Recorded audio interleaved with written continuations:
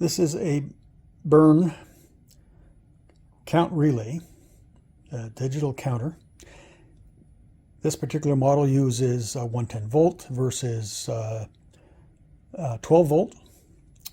It employs a sensor, proximity sensor, in this case a negative, positive, negative, or NPN sensor.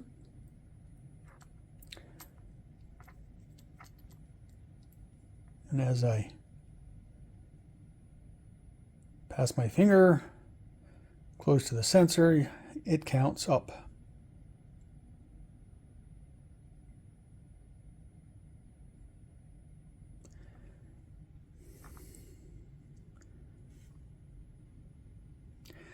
I acquired these items on Amazon.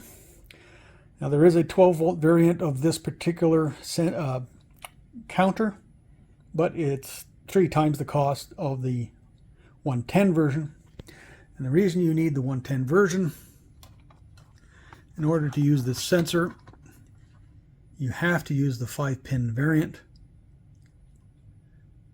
because the sensor has 3 cables on it: a ground, signal, and the power. And as you can see, it uses 110 volt using a standard lamp type cord.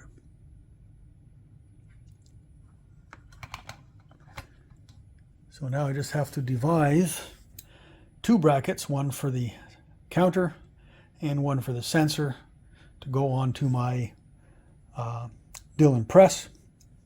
Normally I would use a 3D printer to design and print the holders. Unfortunately, my printer has given up the ghost and I don't know how to fix it. So I'm going to have to find a different way to make the brackets for these 2 items. So I found a simple solution to mount the counter. An old light fixture bracket, which happens to have some extra holes that I was able to use M3 and M4 nuts and T-holders for the bar.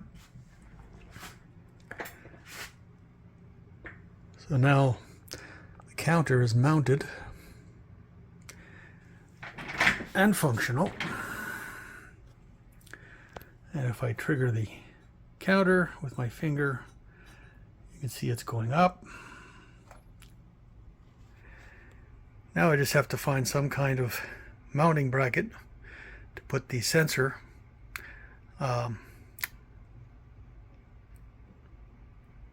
at the end of the ramp. I found that if I put it up higher, it wasn't detecting the bullets as they fell.